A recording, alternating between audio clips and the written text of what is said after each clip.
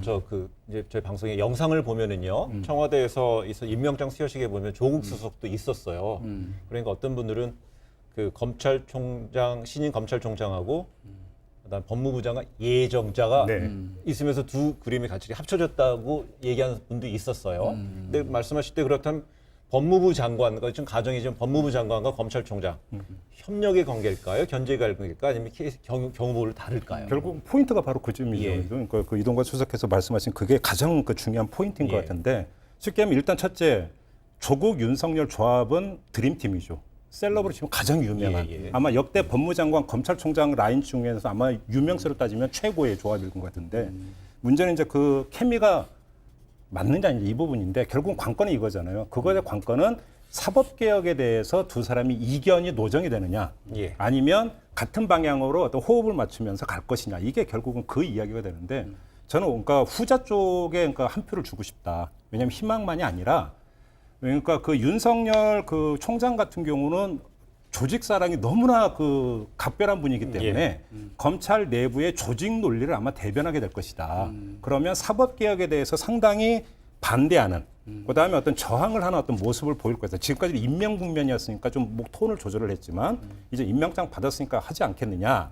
이렇게 이야기를 하는데요. 제가 볼 때는 별로 그러지 않을 것 같다라고 하는 생각이 두 가지 부분이 있는 것 같습니다. 첫째는 문재인 정부 들어서 검경 수사권 조정이나 이런 것들을 볼 때 총장과 검찰총장과 경찰청장은 뒤로 불리고 법무장관과 행안장관이 오히려 전면에 나서가지고 조율에 들어가는 이런 의도적으로. 근데 그거는 정부 부처 장관은 청와대 대통령의 참모진이기 때문에 장관들은 나서서 협치할 수 있는 거 아닌가요? 아니 당연히 그러니까 뭐냐면 사법제도 개혁의 최일선으로 총장과 청장이 아니라 두 장관을 앞세웠다라고 하는 게 어떤 문재인 정부의 그 포석에 깔려있다는 점 하나고요.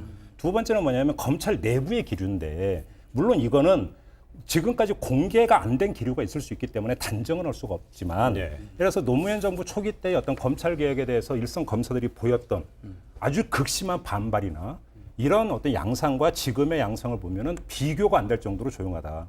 저는 이런 점에서 검찰 내부의 기류도 이전과는 상당히 다른 부분이 있기 때문에 그러니까 그 윤석열 총장이 어떤 사법 제도 개혁을 추진하려고는 조국 장관 예정자에게 각을 세우고 나아가서 정권의 각을 세우면서 그러니까 바리케이트를 치는 이런 모습이 연출될 가능성이 그렇게 높지 않다. 저는 그런 점에서 이제 견해를 달리하는데 뭐냐면 그 사실 이 부분은 우리가 단순히 어떤 이 권력 구조 내에서의 어떤 그 역할 분담만 갖고 생각하기 좀 어려운 부분이 상당히 중요한 그 성격극적인 요소가 있다. 성격극. 그러니까 왜 우리가 드라마를 성격극이냐 뭐 운명극이냐 뭐 이렇게 나누는 것처럼 그건 무슨 말이냐면요. 사실은 이제 지금까지 제가 보기에는 우리 윤석열 총장은 나는 사람에게 충성하지 않는다 그랬지만 사실은 이분은 검찰 조직의 어떤 이익 보호를 위해서는 그동안에 굉장히 적극적으로 앞장섰던 분이 그것이 말하자면 검찰 그 선후배의 신망과도 연결돼 있는 거거든요. 그래서 지금 검경 수사권 조정에서 특히 지금 초점이 되고 있는 경찰의 수사 종결권 이런 부분에 대해서는 사실 이번에 보면 이제 청문회 낸 그 서류나 이런 거 보면 매우 완곡하게 얘기했지만 사석에서나 평소에 해왔던 저걸 보면은 아주 극렬히 반대하는 입장이거든요. 그래서 검찰의 조직 이해를 보호하는 데는 쉽게 양보하지 않을 것이다. 또 원래 그런 그야말로 성격 퍼스널리티이기 때문에 제가 보기엔 뜻밖의 파열음이 날 가능성도 적지 않다 하는 것이고요. 그렇다면 어떤 상황에서 불협화음이 있을까 한다면 만약에 정권의 어떤 핵심적인 인물이라든지 정권의 어떤 핵심적인 거에 대한 어떤 수사 이런 데서는 어떻게 그런 부분이 좀 사법제도 개혁을 저지하기 위해서 수사를 동원한다는 거 이거 반칙 중에서 엄청난 반칙이고 그런 것들은 있을 수가 없는 일이라고 저는 그런 반칙이 여태까지 많았는데 뭐.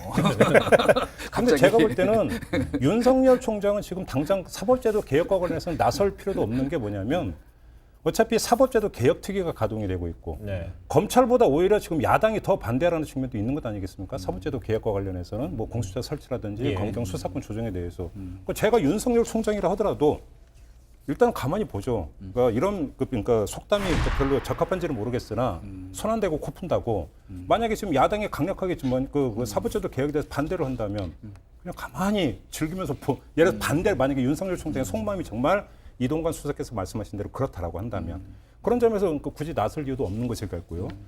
제가 볼 때는 아마 상당 기간 동안은 정치권의 그 법 개정 움직임을 아마 지켜볼 거라고 저는 생각을 해요. 그리고 이 과정에서 윤석열 총장이 지금 초점이 아니라 조국 법무장관 예정자가 정말로 법무장관으로 내정이 돼서 청문회를 어떻게 거쳐가는가 이것까지 끝나야 그다음부터 뭐가 가동이 되더라도 되기 때문에 물론 이제 그렇죠. 그런데 그 지금 바로 말씀하신 것 관련해서 하나만 이제 지적을 하면은 저는 조기에 그 갈등이 불거질 가능성이 높은 것은 어차피 지금 사개특위 운영도 지금 11월까지는 어느 정도 윤곽을 갖고 결론을 내야 돼요. 근데 사실 이렇게 정개특위가 그 제대로 지금 작동되기가 어려운 상황이기 때문에 사개특위만큼은 의지를 갖고 그 하려고 지금 벼르고 있거든요. 그런 과정에서 특히 그 가운데서 이를테면 또 하나의 핵심이 뭐냐면 검찰의 왜 힘을 빼는 거 있잖아요. 특수수사. 이분이 특수수사통이잖아요. 우리 윤 총장이.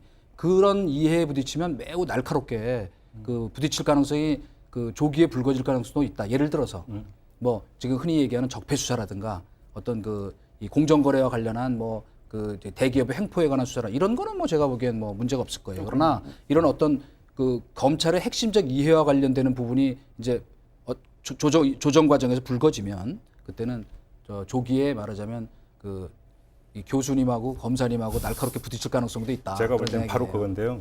그 사법제도를 개혁하려고 하는 이유가 바로 그런 조직 논리에 따른 정치적 기획 수사를 하지 말라고. 그렇죠. 사법제도 개혁을 하자는 것 아니겠습니까? 그러지 않을 거라고 믿습니다. 네, 그리고 알겠습니다. 그래야 된다고 생각합니다.